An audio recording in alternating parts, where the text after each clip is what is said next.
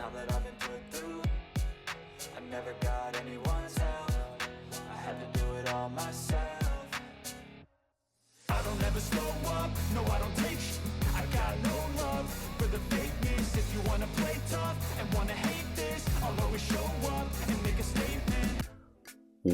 What's up, guys? Masta Styles here back with another Eternal Evolution video, and today we're going to be talking about the new patch notes and of course the new Super Break hero, which is, where is he? Nord. Why? I don't know. The Super Break hero should have been Luke and Nord should have been Awakened.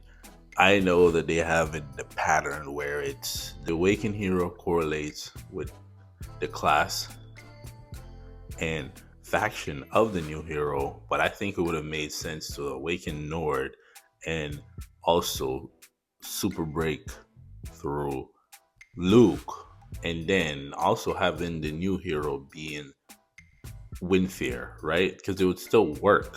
Because again, we wouldn't really know if the new hero would have been Atlas or it would be Windfear. It would be more of a surprise. Now we can assume that the new hero is going to be Windfear, unless they change it, right? And then it'll be Atlas. But again, I would rather a Terran new hero, energy hero, I should say. But we're gonna go over the patch notes, see what they got going on over there. Also, the return of Nord's banner. And for me, it's tough because I would rather it would have been an awakening for him, because now if you summon now, the new hero comes out next week, right? So that's kind of the situation where I'm in. I'm most likely not going to summon for him because I already have him at Immortal. Do you pick him up? That's also the other question.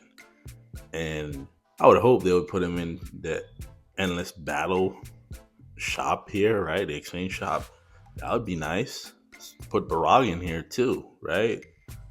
Or put Barag this time, and then the next time you'll add Nord. I think that would make a lot more sense. But again, let's actually hop over to the patch notes here, see what they got, and we'll talk a little bit more about Nord towards the end of the video. Hopefully I remember. Sometimes I tend to forget. Don't blame me. And another thing, we're getting closer to that 1,000 subscriber mark, and I just want to say thank you guys. Thank you for the support. Thank you for joining the Discord, that for those that have. And of course, I'll continue to help you guys out. We also added a cost basis for most things in the game. We're still working on the super breakthrough numbers, because again, most people, they're not spending that much in terms of buying resources for super breakthrough because it's not really available. But again, it's attached to the same spreadsheet that have the tier list and when heroes are awakened and also when heroes are released. So if you've seen that spreadsheet, it's now attached to that, the cost basis for pretty much everything. But enough about that. Let's actually hop over to the patch notes here, see what they got. All right, so like always, they're gonna give you 500 diamonds. I already said it should be 500 stimulant, right? That's what we need. That's what we need right now. Okay, new heroes and new heroes optimization. Actually, this time it's 2 heroes, so it's not just one. Usually it should be new hero, but now it's heroes. Thank you, appreciate that. Added a new support hero, Nordthion, Quasar Rift.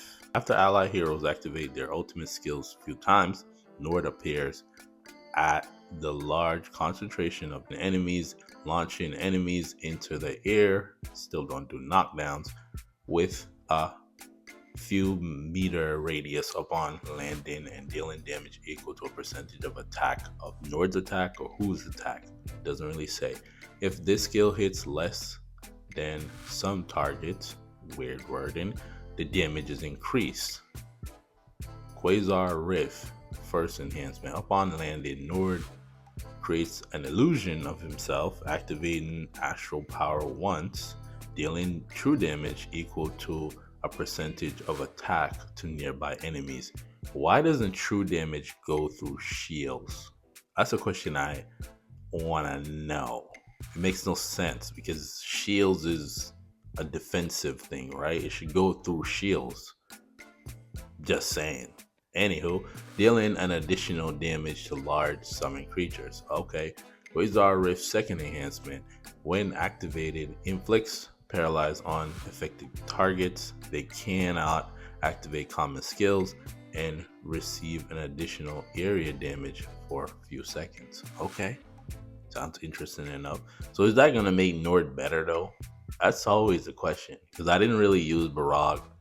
I used them in a couple of situations as a support, but I haven't really put them in. So Nord's going to be a part of the endless battle where you need to use energy. So for endless battles, it'll be the new hero, Luke, Nord, Ravenna, and Skino. That sounds about right. That's 5 right there. Those are the ones that are going to give you the points. So you need to work on those heroes if you don't already have them. So again, the other hero that they're optimizing is Luke's knockback effect. Increase knockback distance, knockback to the edge of the map, and fix the distance to knock back towards the enemy half of the battlefield. Okay, that's the only thing y'all thought was a problem with Luke. I find that very interesting. So his damage, him having crit talents in his awakened tree, right? That don't need fixing. Okay. And I don't see anything about Trojan. What's going on with that? All right. Events and events optimizations. Of course, Nord Banner returns with some additional elites there. Not really care about them. The Pyramid Adventure is back. So if you have been saving your Divine Prototype tickets, now's the time to summon for that. That's how that works. So you want to save for that. And of course, they brought back a new hyperdimensional link. So I'm guessing now every third week they're going to have this. So basically you can get 2 of Nordthion's memory disk and of course some brain stimulant. But the thing is, in the last one we got a code for 10, or what is it, overlooking components, right? I'm guessing that's what it's called. So I don't know if they're going to give out another code for that. And of course, for you to get the third one, you're now going to have to spend money. But we'll talk more about that in a second. So again, a new season of Twilight Lands starts on the 10th, of course, 8-day duration. Gil versus Gil, Heimdall, and of course, Trojan, Luke, and Taylor. No Nord, right? No Nord. Nord gets no love just quite yet. And that is that for the events. They have game content adjustments and optimization for PvP game play. Recommended team composition will now display support position on Lost Valley, Tosian Triangles, Crimson Abyss, Holy Land Contract, Endless Battles, and Twilight Lands. What does that even mean? Display support position. Okay. It wasn't doing that before? Don't know. Right? What does that even mean? Anyways, the Hell Arena will begin its 9th season. Wow. Energizing season on October 14. Okay. So Monday, new season will start.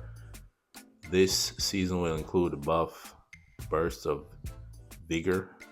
During this season of Hell Arena, the max HP of all heroes is increased by 30% within 60 seconds of the start of battle, gain an additional 20 energy or rage per second.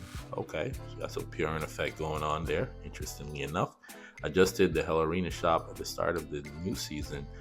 The shop will remove season exclusive items from the nature season and will add new exclusive items: Interstellar Orbit 4, Smart Armor 4, Artificial Heart 3, and Trapmendos 3.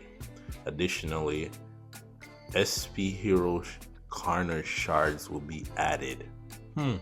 So Carnage Awakening is coming. Strangely enough, right? And new SP heroes coming too. Okay. So this is the more interesting part, right? Optimize exotic expedition. Added Barag's memory disk shards, brainwave stimulant into the alternative world shop. So that's how we're going to be able to get that. If you're sitting on some of that, kudos for you. It's probably going to be the same amount, right? And they also added brainwave stimulant into the exotic expedition rank rewards. Still understand why they don't give out the shards as a part of the rewards for the ranks. That'd be interesting, right? Okay. So these are the bug fixes. Fix the issue where saving a lineup in Twilight Lands fails after adjustments. Fix the issue where summon heroes to the backline, it should be in the backline, would teleport them in front of the boss when Trojan is on the battlefield. Yeah, I've noticed that. And that's kind of what have happened in my first impression video where he teleported away. I didn't know what was going on there. Now we figured out why. Fix the issue in certain languages where the text for exotic expedition description incorrectly displays settlement time. Okay. Those are the things they're gonna fix. So when they're not gonna do anything to Trojan, how he is how he is, and they normally don't go back. It takes a lot for them to actually go back. How Luke is how Luke is, right? So let's actually hop over to them too. So how this guy is, whatever he's doing in terms of damage, this is what he's gonna do. I thought they were gonna add the other large summon here. Why do you have 2 summons inside the animation video here? And then you only give me 1, right? So that's one thing there. Another question I also have is, why is it that true damage? Somebody's probably gonna answer this in the comment. Why doesn't true damage go through shields, right? Because if true damage could go through shields, this guy would be insane. I just find that to be interesting that true damage does not go through shields. Okay? But then again, it's supposed to ignore defense. That's my assumption. And I would think that shield falls under defense itself. But again, I was hoping that, they would have made some type of update to Trojan and do something about Luke, which they didn't. So again, to summarize, Nord's breakthrough, his banner is going to be there after 2 years, and I just felt like his awakening would have been better versus Luke, and he would have been a DPS monster again, and Luke would have been perfect for his support, and they could have just changed it around and give him the ability to reduce damage reduction or critical damage, right? He comes in, he removes shields, he removes invincibility, kind of like Jaina with his ultimate. That would make a lot more sense versus Nord coming in and just doing an attack, which is probably not going to do that much damage. It could do a lot of damage. I don't really know, but that's just my assumption there. It's probably not going to do a lot of damage, and it's not going to do much for the team because you're going to come in, you're going to do that, and then you leave, and pretty much the team either heals to it, or when you come in, it's probably they're on their shields. So again, it all depends. I feel like Luke would have been the better support hero, but again, that's just my personal opinion. So if you made it this far in the video, the word of the day is Nord is back. His banner anyways. Kind of wish it would have awakened him. Very, very sad there, man. So I guess he'll stay where he is. Question is, where are we going to be able to get these super breakthrough heroes, right? Outside of that, can we get Nord in the shop or something along the lines of that? If you're new around here, don't forget to hit the subscribe button. You'll get updates, guides, walkthrough, tier lists, and of course, the Fun to Play series. For those that are rocking with me, let me know down in the comments how you feel about Nord. Without further ado, I want to thank you for watching. Until the next video, peace.